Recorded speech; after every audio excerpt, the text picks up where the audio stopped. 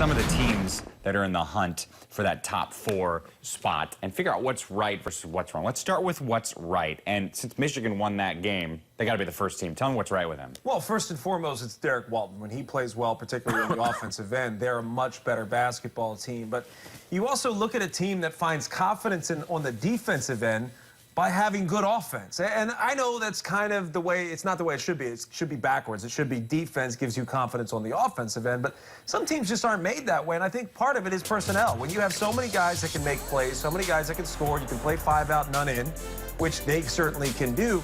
I think you've got to get offense going if you want to kind of inspire these guys to pick it up on the defensive end. This is a team that plays much better from ahead.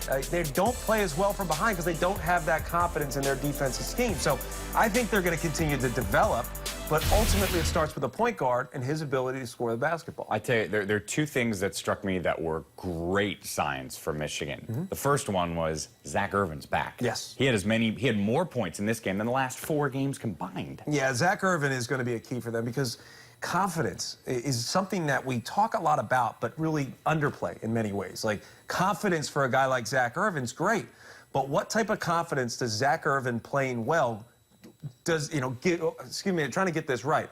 What kind of confidence do the rest of his team get when he plays well? That's what it's more about.